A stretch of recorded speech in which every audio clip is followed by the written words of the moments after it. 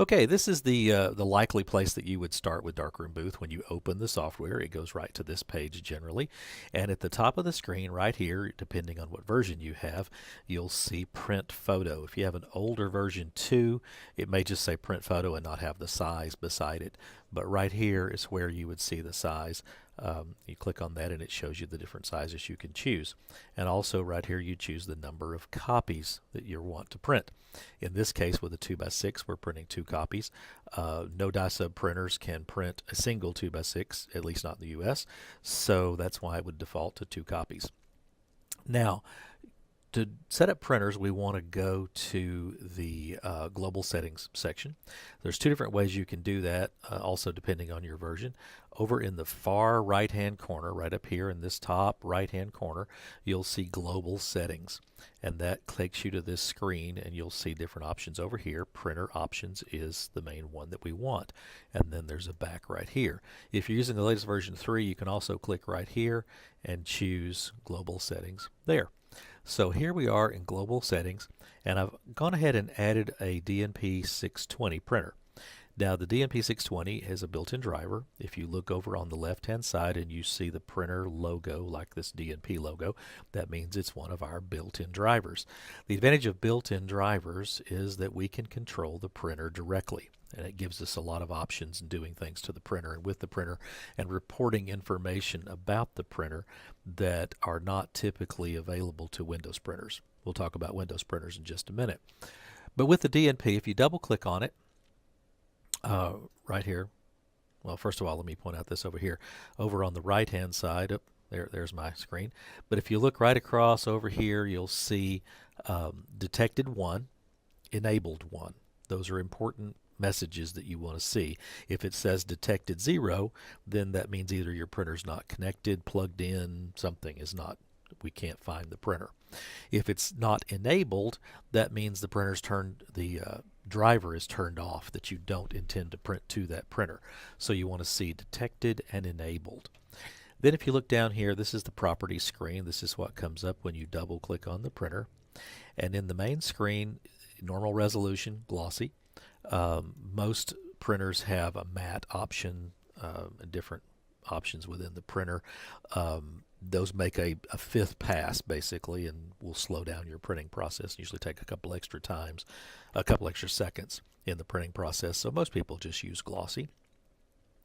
Over on the right hand side, you'll see cut into smaller sheets is allowed by printer. You'd want to have that checked, especially if you're doing a 2x6 from 4x6 media. So that allows us to cut it in 2.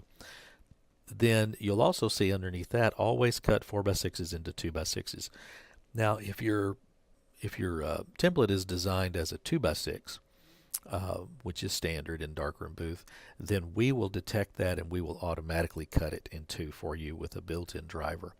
But if your template is designed as a 4x6 with 2 2x6s side by side, like some template makers make, then you would want to check that box so that we'll take that 4x6 and cut it in 2 for you. The rotate output 180 degrees is just a nice little feature that turns the print around so you can decide which, whether it comes out with the bottom of the print on the right or the bottom of the print on the left. That's just up to you. Then there's a couple of settings here that I want to point out. These are available on built-in drivers. First of all, the bleed setting. Now, bleed is a slight enlargement of the print, bigger than the print size, so that you get a 4x6 or a 2x6 or whatever that's borderless. If you printed it exactly the size, then paper walk and things like that can cause a little white edge around the printer. So if you make a print and you get a little tiny sliver of a white edge on your print, then you can go in here and increase the bleed to enlarge that a little bit more. And these are pixels, so it's a very tiny increment. A pixel is 1/300th of an inch, so it's a very tiny little increment. In most cases, the default, in this case 16, is adequate. You would never want to go above 30 or so. If you go above that, then there's something else wrong. Your printer is either misaligned, your paper is not loaded correctly, or something. You never should go above 30 or so. Now, to the right of that is a fine adjust. So you've got horizontal and vertical. This allows you to shift the entire image up and down or right and left. So if you have a problem with an alignment situation where maybe your cut is not specifically right in the center of your template, or you're getting a white edge on one side or the other, you can use this to adjust it right and left or up and down. There's an example on our knowledge base where it shows a diagram of which way these things move and everything. But again, these are pixels, so it's a very tiny increment. You'd have to move it 300 times to move it an inch. So just a tiny little bit. Underneath that, you'll see a list of information about the printer that's connected. Right here, first of all, is the type of printer. This particular one is a DS620, and it tells the firmware number, etc. Then beside that is the serial number of the printer. Then we have the media that's installed. Now with die-sub printers, there is a tiny little RFID chip in the ink ribbon, and that is what tells the printer what media you have in the printer. So it doesn't matter what roll of paper you have in there. Sometimes people will say, yes, I have 4x6 in the printer. Well, they may have a 4x6 roll of paper, but they have a 6x8 ink ribbon or something. And so that's what tells the printer right there is the ink ribbon itself. So you want to check right here to see what ink ribbon you have in. Remaining is an estimation, usually pretty accurate, of the remaining prints on the roll. This is reported from the printer. Lifetime is also reported from the printer. This is like the odometer on your car. It tells you how many prints have been made in this printer's lifetime. Recent is the this particular session, and so on. Now right here beside it, you'll see the word ready. When the printer is ready, loaded with paper, operational, it will say ready right there. So if you have a problem, something's not printing or whatever, you can go in here in the driver and look right there, and many times it'll tell you right there what the problem is. For example, if the drawer, the door that you load the paper in is not closed all the way. It may visually look like it is, but maybe it didn't get latched in place. It'll say right here, door open. If the roll of paper is not rolled up into the machine like it's supposed to be for that first print, it'll say right here, paper not loaded. So you'll see right there a status of what the printer is reporting is the problem. Sometimes if you look on the front of the printer, it'll have a red light to let you know there's an error problem. Well, right there it'll tell you what that error is reported from the printer. Now, if you have multiple printers, multiple 620s and plugged in, then you're going to see them all listed right here. And so you'd see several different ones. And that gives you some information there about, what each one is loaded with everything. So let's go back up here to the top, and you'll see a little tab that says print sizes. So if you click on that, you'll see a whole bunch of different sizes and media types. So let's look down at the bottom. This particular printer right now has 4x6 loaded. These are the paper sizes that are possible with 4x6 media and a DS620. And what I have checked in here is what is allowed in the software to go to the printer. That can be important if you're doing different sizes with different size printers. But in this case, I've got 2x6 and 4x6. Now you could also do a 4x5 and a 3.5x5. Keep in mind the printer can only cut the paper one direction. So if you did, say, a 4x5, you're going to have a 1-inch border on one side of the print. Okay, because it can only cut the paper's 6 inches wide and it can't cut that direction. So that's what that is right there. Now, if you look up a little bit further with, say, 5x7 media, you can do 5x7, 5x5, or 3.5x5. In the case of 3.5x5, you can do 2 of them. Just like you do 2x6s from 4x6, you can do 2 3x5s from 5x7. Same thing with 6x8. Now, 6x8, because the 620 also does panoramic prints, you've got a lot of other options here that you can do. The same thing with 6x9. So there's a lot of different options you can do with 6x8 media as far as panoramic and longer than normal prints. Next tab up is color. This is where you would have some color adjustments. Keep in mind that these color adjustments are global. They're going to apply to all prints. So don't make an adjustment here if your photos are a little off color. You want to do this for the general photo strips, the graphics, and all that kind of stuff are going to change too. So in most cases, this just needs to be left at the normal default. And so that's all the settings that you'd see there on a built-in driver. Now then, let's talk a little bit more I'm going to put in a, just for fun, I'm going to put in a DNP DS40. You'll see DS40 has all the same settings, but here it says there's no printers present. So I don't have a DS40 connected. So you'll see right there, I've got 0 detected, but it's enabled. Now here's the problem that a lot of people run into. I've seen this sometimes on Facebook where people will say, help, my printer's printing only every other session, or it doesn't print the session and then I can reprint it. Well, in this situation, a lot of times they'll have 2 printers listed. It could be, all the same brand or different kinds or whatever, but they'll have 2 different printers listed, and one of them is not detected or enabled. Or, I'm sorry, it's not detected. But Darkroom doesn't know if that printer is not off, just offline because you're changing paper and you still want prints to go to it or something. So what happens is Darkroom sends the first print to this printer, the second job to this printer, and then alternates back and forth. Now that can be beneficial if you have multiple printers and want to get things done quicker. You can use that like printer pooling. It's automatic within Darkroom. But if you have a printer listed that is not connected, then it's not going to print but every other session. And that's why when you do the session, for example, let's say this is the next one up, you do the session, there's no printer connected, it goes into a queue waiting on that printer to be connected because you may be changing paper or something. And then when you do the reprint, it goes to this one and then the print comes out. And then the next session goes back to this one. So you only want to have listed here printers that are actually connected. Okay. Now you can have multiple printers listed if they can do the same size. So for instance, let's say you have a 620 and a DS40 that both have 4x6 media in there. Then Darkroom will just alternate back and forth, sending it to the next available printer. You could have 3 or 4 if you have those printers available. It's best to do that with printers of the same brand, simply because color variations will occur. So if you had, say, a High-Tie and a Symphonia, or a DNP and a Symphonia, something like that, that'll still work, but there might be some variation in the print color because they're different brands of printers. If you're using 2 of the same brand printers, generally speaking, nobody's going to notice any difference between the 2. So that's a good option if you just need to increase. If you have a big job and you need lots of prints in a short period of time, you can add 2 or 3 or 4 printers here, and Darkroom will automatically load balance between the 2. The other thing you can do with multiple printers is you can use the print sizes to determine what prints go to which printer.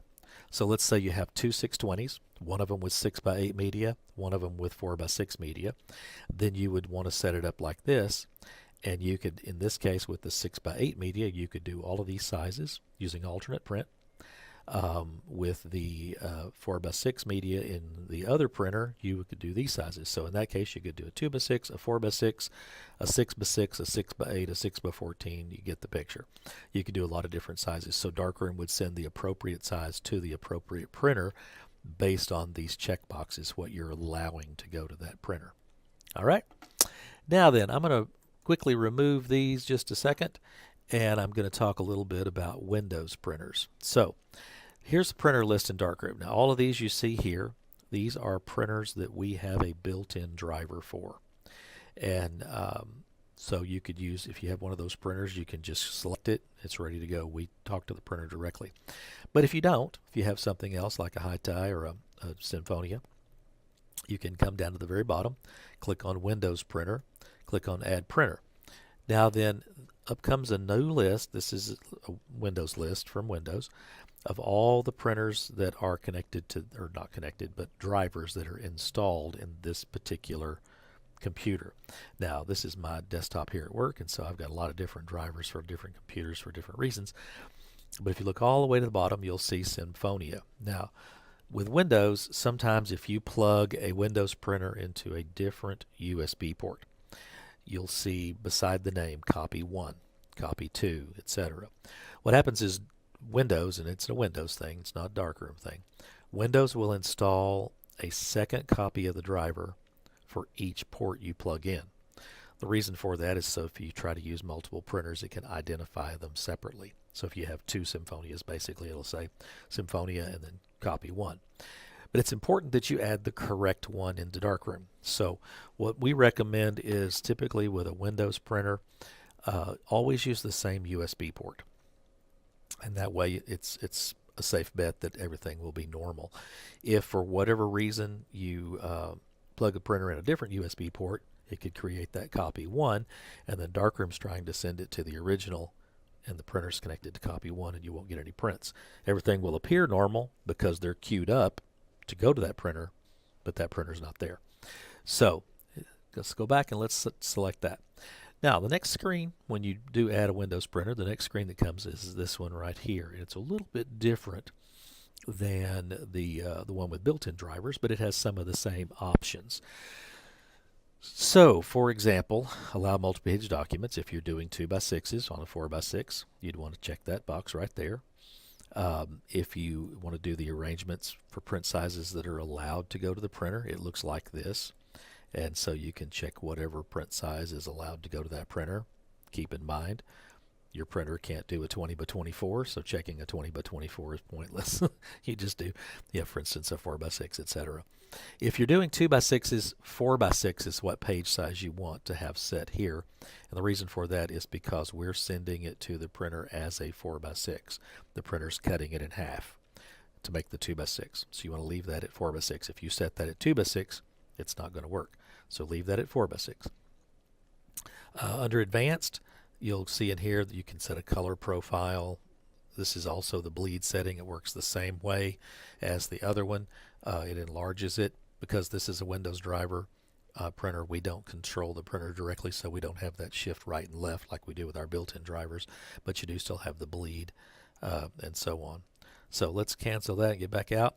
Now, if you're doing a 2 by 6 or doing some sort of a cut or anything like that with the built-in printer driver, or with the Windows drivers, you'd click on Properties, and that's going to open their driver. Okay, you do it from in Darkroom, and then you can choose whatever, however they particular do it. I believe every one of them labels it a little bit differently, but I believe in this case it's 4 by 6 split, and that's where it takes the 4 by 6 and cuts it in two. And so all of these kind of settings would be in the actual printer driver, and the way you access that is click on Properties, and then you set it there. Sometimes I've seen on Facebook, help, it's printing the 2 by 6s, but it's not cutting them. And that's because you have to go to Printer Properties and set the print size here that's going to cut them for that printer. All right, same things apply. When you see here, you'll see the little Windows tag here beside printers that are not built-in drivers, and it'll list the printer. And then across you'll see detected and enabled. All the same things apply there. All right, now, while we're talking about all of that, I want to spend just a little bit on a couple of error messages that you could possibly see that affect printer operation. First of all, you'll see this one right here sometimes. No printers are currently detected. Make sure the printer is attached, ready, and configured in Darkroom Booth Global Settings. That can be one of several things. First of all, it could be that you, let me go back over there to it. It could be that you just have not added a printer here at all. Sometimes, with a new computer, new printer, whatever, somebody just simply forgot to add the printer here. And so that you'll get that message that says no printers are currently detected. You could also get that message, for example, let me choose a DS40. I don't have a DS40 plugged in. So you'd see here, no detected. So this basically means Darkroom doesn't find a printer.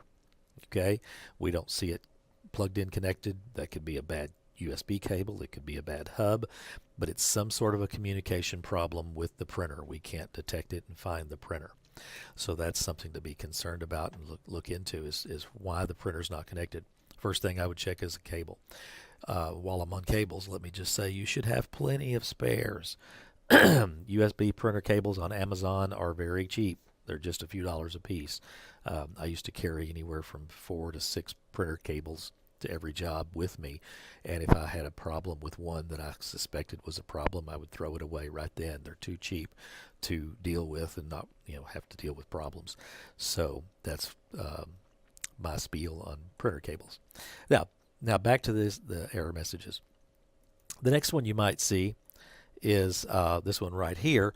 Alternate prints are enabled, but there's no printer with media to print some of the alternate templates. And in this case, it lists out the template that it can't print, and it's a 2x6. You'd see a message like this in many cases where we see a message like this. It's because they have 6x8 media loaded. It'll print a 4x6, two of them on 6x8 media. Most printers will.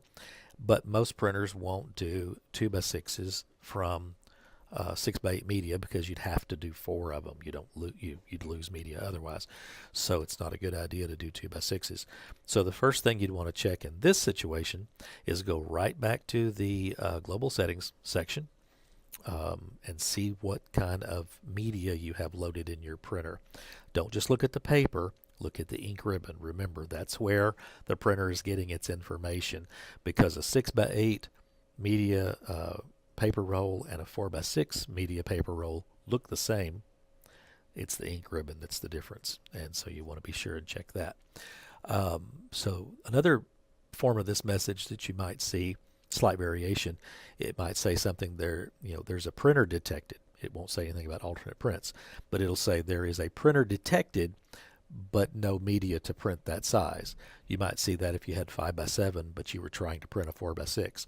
So that's another thing you want to check, is make sure you have the right media in your printer to print that particular size. And that's a big indicator right there. So just read the message and see, okay, it's not finding the right media. Sometimes I've seen people post on Facebook that, hey, I've got a printer connected, but it's giving me this error message. It doesn't see a printer. It does see a printer. It just doesn't see one with the correct paper size that you're trying to print. So that's what you'd need to look into. The next one that you might find, and this would happen when you first start Darkroom. If for whatever reason there is a bad connection with the printer, it may be plugged in, but maybe it's worked its way loose a little bit in transit. If you transport, with cables and everything plugged in, it may just have worked its way loose a little bit, and so it's sort of plugged in, but it's not really making a good connection. Darkroom will stop right here on this creating print control screen. That's the key right there, creating print control. And so you may see this same error message where it'll say creating photo control, and that's typically the same problem with a camera. It's not completely communicating with the camera correctly. The best thing to do in this case is click exit, unplug all the USB cables connected to the computer or hub, and then restart the software. If it starts right back up, then that's what it was. Most likely it just wasn't plugged in good, and you can plug everything back in and it'll work. You may have a bad cable and need to switch to a spare if that's possible, or a bad hub. I would always carry a spare hub too. Hubs are notorious for being problematic and everything. So those are some things that you can look at there.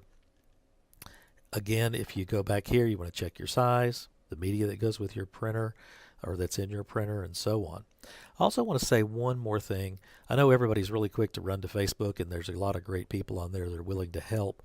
But within the software, if you go right here and click on this help icon, it's going to open up to our knowledge base. And in our knowledge base, it looks like this right here.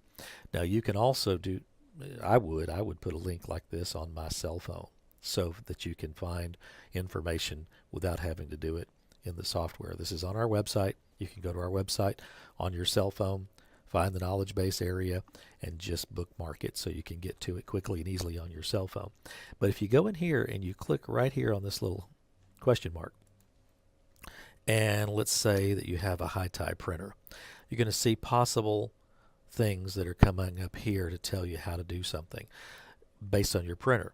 And if you click on that and then choose the printer you have, you'll see a video, and I'm going to cancel that video so you don't hear it right now, but you'll see a quick video that shows you how to do it with your particular printer.